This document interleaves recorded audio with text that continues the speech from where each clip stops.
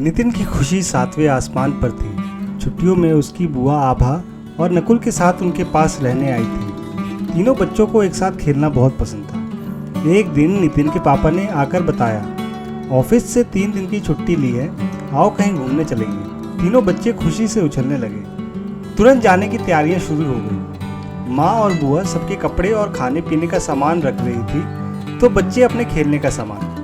अगली सुबह सब कार में बैठकर घूमने निकल पड़े। कई घंटे गाड़ी चलाने के बाद एक जगह पापा ने कार रोक दी और कहा, यह जगह सुंदर और हरी भरी लग रही है। आगे घना जंगल शुरू हो जाएगा तो गाड़ी रोकना सेफ नहीं रहेगा। हम यहीं रुककर खाना खा लेते हैं। बच्चों ने कार से सामान निकालने में मदद की। नितिन की माँ और बुआ सड़क के किनारे चटाई बिछाकर साथ लाया खाना परोसने लगी। इतनी देर बैठे बैठे मेरे पैर अकड़ गए हैं। जब तक मम्मी खाना परोसती है, क्यों न तब तक हम थोड़ी दूर टहलाएं, नितिन बोला। तीनों बच्चे ताजी घास में थोड़ा दूर निकल गए। चारों ओर हरे भरे पेड़ और घास की प्यारी सी खुशबू आ रही। कितना अच्छा लग रहा है ना, आभा खुश होकर बोली। तभी उनकी नजर लकड़ी के एक बक्से पर पड़ी। वो क्या है? वो बक्से से बड़ा है और कमरे से छोटा है। उसके 4 पैर भी है। इसमें ऐसा क्या कीमती सामान है जो इसमें ताला लगाकर रखना पड़ रहा है? आभा बोली, कुछ तो होगा, तभी तो ताला लगाया है। नितिन ने कहा, अगर इसमें कीमती सामान है तो इसे घर में रखना चाहिए था ना, इसे यहाँ सुनसान जंगल में क्यों रखा है? नकुल बोला, कुछ ऐसा सामान होगा जिसे घर में नहीं रख सकते, नितिन ने कहा। ऐसा तो नहीं कि शिकारियों ने जानवर को मारकर इसमें रखा हो। मैंने कहीं पढ़ा है कुछ जानवरों की खाल व दांत बहुत कीमती बिकती है, नकुल बोला। जानवरों को मारने के बाद उसकी खाल भला कैसे महंगी हो सकती है? नितिन हैरान था। मगरमच्छ, बाघ, सांप आदि की खालों से बैग, जूते, बेल्ट आदि बनाए जाते हैं, नकुल ने बताया। और हाथी के दांतों से बना सामान तो बहुत ही कीमती होता है, आभा बोली। ऐसा भी तो हो सकता है कि इसमें किसी ने हथियार छिपा कर रखे हो। यहाँ कोई आता जाता भी नहीं है। वाहन बिना ध्यान दिए तेजी से निकल जाते हैं। जरूर किसी आतंकवादी या डाकू के गिरोह ने यह काम किया होगा। अब नितिन के अंदर का जासूस भी चौकन्ना हो गया था। चाहे वो हथियार हो या नशा करने वाली दवाइयाँ, इसमें जरूर कुछ गैरकानूनी है, तभी तो ऐसी जगह पे रखा है। आभा को अब पूरा विश्वास हो गया था। उसने बक्से पर हाथ मारकर 2-3 बार पूछा, अंदर कोई है? यहाँ तुम क्या कर रही हो?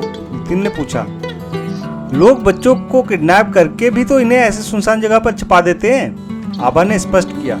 हाँ, उनके मुंह पर पट्टी बांधी हो सकती है और वे बेहोश भी हो सकते हैं। ऐसे में मैंने टीवी में देखा था, नितिन बोला।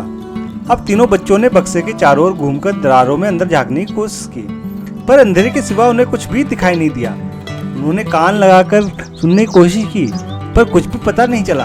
अब नकुल ने पास पड़ा एक पत्थर उठाया और ताले पर मारने लगा। यहाँ तुम क्या कर रहे हो? आभा ने उसे रोकते हुए कहा। मैं ताला तोड़ रहा हूँ। किडनैप हुए बच्चे को बाहर तो निकालना पड़ेगा, नकुल बोला। अभी हमें पक्का थोड़ा ही पता है इंसान की बच्चा है या जानवर का। अगर जानवर का बच्चा हुआ तो? नकुल 2 कदम पीछे हट गया। तो हम क्या करें? इस तरह अपराध होते हुए देखते रहे? अनदेखा भी तो नहीं कर सकते।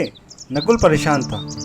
हम सब कुछ पापा को बता देते हैं, फिर वे जो ठीक समझेंगे करेंगे, नितिन ने कहा। तीनों बच्चे इस नई जानकारी को बताने बड़ों के पास लौट ही रहे थे कि तभी उन्होंने साइकिल पर एक आदमी को आते देखा। साइकिल के हैंडल पर एक कैन टंगी थी और एक थैले में कुछ सामान था। ये यहाँ पर क्या करने आया है? हैरान बच्चे रुककर उसे देखने लगे। उस आदमी ने अपने कुर्ते की जेब से चाबी निकाली और उस बक्से का ताला खोल दिया। अंदर का दृश्य देखकर बच्चे हैरान रह गए। अंदर छोटे मोटे डब्बे, बिस्कुट, नमकीन, टॉफी, चाय पत्ती, चीनी, साबुन तथा अन्य जरूरी सामान रखा था। उस आदमी ने अंदर रखा स्टोव जलाया और कैन से दूध निकाला तथा उबलने रख दिया। फिर उसने थैले में से सामान निकाला और डब्बों में रख दिया। बच्चों के चेहरे देखने लायक थे। वे चुपचाप अपना नाश्ता करने लौट गए। लौटते समय नकुल ने आभा की हंसी उड़ाते हुए कहा, अंदर तो जानवरों के बच्चे थे ना, जिसके डर से मुझे ताला नहीं तोड़ने दिया। हाँ, ठीक ही किया।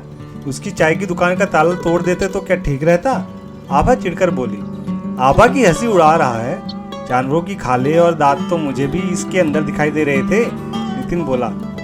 तू तो बात ही मत कर, हथियारों और ड्रग्स की बातें तूने ही की थी। नकुल ने भी नितिन की हंसी उड़ाई। अच्छा, अब ये सब लड़ाई झगड़ा बंद करो और अपना मूड ठीक करो। हम तीनों को ही गलतफहमी हो गई थी। खोदा पहाड़ आभा कह ही रही थी, नकुल ने बीच में उसे रोककर बोला, और मिली चाय की दुकान। अब तीनों जोर से हंस पड़े। कहाँ चले गए थे तुम? कब से खाना लगा हुआ है? बुआ उन्हें आता देखकर बोली। पेड़ पौधों के बीच जंगल की खुली हवा में घूमने में अच्छा लग रहा था, इसलिए हम जरा आगे तक चले गए, आभा बोली। तो आपने कोई नया जानवर या पौधा खोजा? पापा ने मजाक किया। पौधा या जानवर तो नहीं मिला, लेकिन आगे हमने एक चाय की दुकान खोजी है, अगर खाना खाकर चाय पीने का मन हो तो, नितिन ने बताया। हाँ भाई, यहाँ तो तुमने बहुत काम की चीज़ खोज निकाली। वो सब हंसने लगे और नाश्ता करने चले गए।